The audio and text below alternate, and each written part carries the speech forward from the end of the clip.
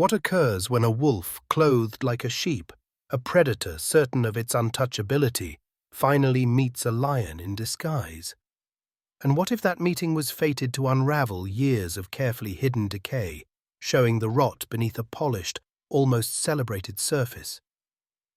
This is the story of Northwood High, a place where social standings were as rigid as the old brickwork, and where one figure cast a shadow so long few dared whisper his name in defiance. But whispers, as it turns out, can sometimes grow into a storm. Lena Petrova arrived at Northwood High like a phantom, a mid-semester transfer with a flawless transcript and a presence that was almost unnervingly quiet. She wasn't shy, not in the typical way.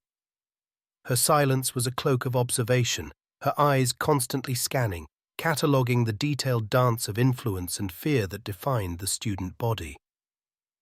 She moved through the crowded hallways with an economy of motion, finding the unnoticed paths, the quiet corners, her mind a precise ledger of faces, names, and, most critically, weaknesses.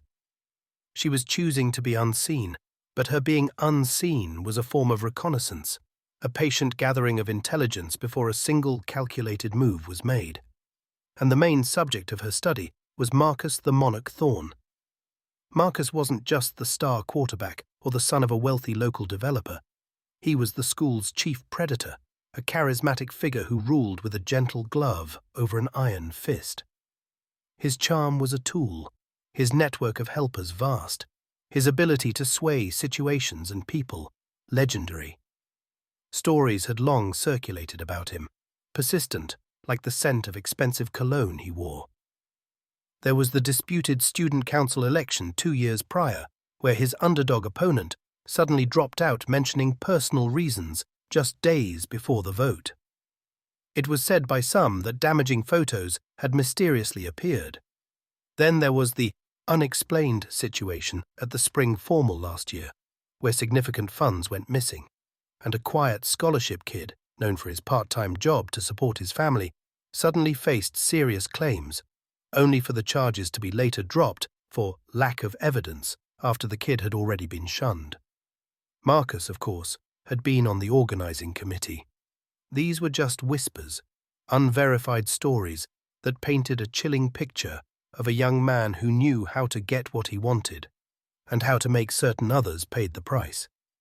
Lena's calculated silence, her refusal to mirror the fear or fawning admiration that Marcus usually received, was an intolerable void in his carefully built universe. And voids, in Marcus Thorne's world, were meant to be filled, preferably with the scent of compliance. He decided Lena needed to be taught the Northwood way. It wasn't a random act of bullying. It was a public showing, a reassertion of his dominance. During a packed lunch period, as Lena moved through the cafeteria with her tray, Marcus, flanked by his usual group, accidentally stuck out his leg. The aim was clear: a public spill, a moment of embarrassment for the new girl who dared to be indifferent. But Lena, with a peripheral awareness that was almost unusual, adjusted her path by a mere inch, her tray gliding past his extended limb without so much as a wobble. She didn't glare, didn't gasp. Instead, a faint, almost imperceptible smile touched her lips as she found an empty table, leaving Marcus looking momentarily foolish, his leg still awkwardly out. His cronies snickered, then quickly stopped it when they saw the flicker of irritation in the monarch's eyes.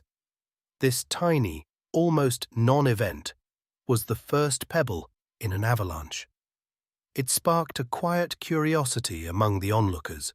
Someone had not only anticipated Marcus's move, but had sidestepped it with unsettling grace. The ripple effect was subtle at first, but definite. Marcus, irked by Lena's composure, which he misread as defiance, decided to escalate. His attempts to disturb her became slightly more open, but also tinged with a new layer of frustration that bordered on desperation. He'd have his associates accidentally lose her homework or arrange for the last good seat in a class to be always taken just before she arrived. Small, petty actions. Yet Lena's reactions remained maddeningly neutral. She'd simply redo the homework or take the less desired seat without comment, her calm a sharp contrast to his growing agitation.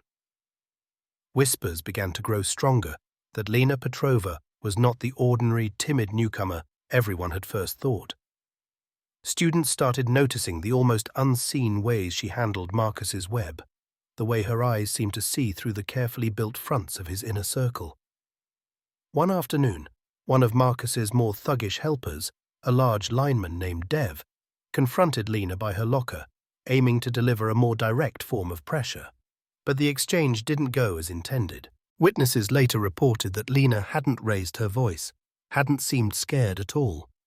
Instead, she'd made a quiet, almost scholarly observation about Dev's own self-doubts, something about his deep need for Marcus's approval, ending with a puzzling, "It must be tiring, trying so hard to be someone you're not, for someone who cares so little about who you are."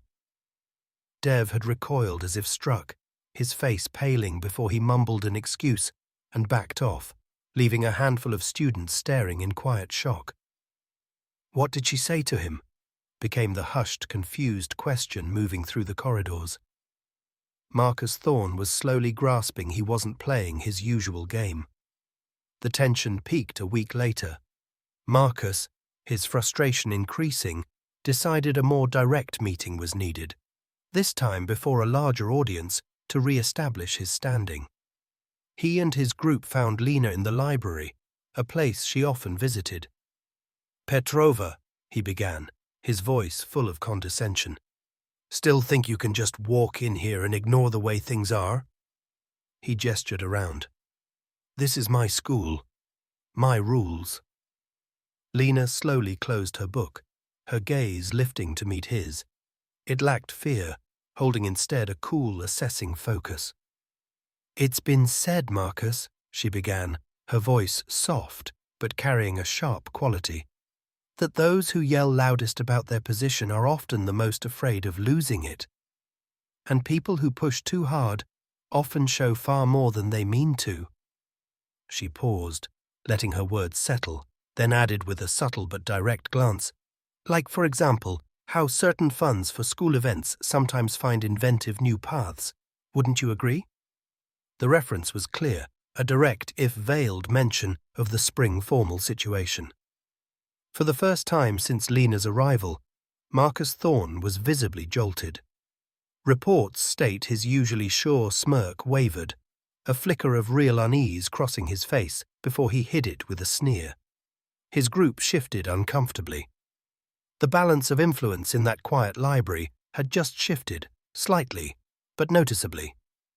But Marcus wasn't just dealing with a clever, watchful girl. He was about to stumble headfirst into a carefully laid web he hadn't known existed, a web woven from his own past mistakes. Disturbed and increasingly worried, Marcus decided he needed to know more about Lena Petrova. Who was this girl who showed no fear and had an uncanny knack for seeing his weak spots? He assigned his inner circle the task of digging up information on her, anything that could be used against her. But their methods were awkward, their questions too plain, and instead of finding Lena's secrets, they began to draw unwanted notice to Marcus's own dubious tactics and the atmosphere of pressure he created. Meanwhile, a subtle change happened around Lena.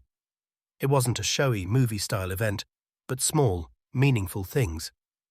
Mrs. Davison, the usually reserved school librarian who Marcus had once publicly put down over a funding request, started having quiet talks with Lena, sometimes offering puzzling but useful advice. A key piece of information Marcus thought was securely buried, a series of telling DMs related to the student council affair, was said to have been anonymously sent to a few key student journalists running the school's surprisingly persistent online news blog. It was thought that someone with considerable computer skill, perhaps someone Lena knew, or even Lena herself, was quietly maneuvering things, turning Marcus's own approaches against him. He became jumpy, suspicious, seeing shadows and plots everywhere. His orders to his group grew sharper, filled with distrust. He started to doubt their loyalty, his claims breaking apart the once solid structure of his group. His own fear and Lena's unsettling composure were causing his eventual fall. Driven by a mix of suspicion and a deep need to reassert his fading control, Marcus decided on a large, public action meant to reveal Lena as a fake or frame her for something serious enough to wreck her quiet reputation. Sources close to his then-circle state, he planned to alter proof suggesting Lena was behind a series of anonymous negative posts about popular teachers, aiming to turn staff and students against her.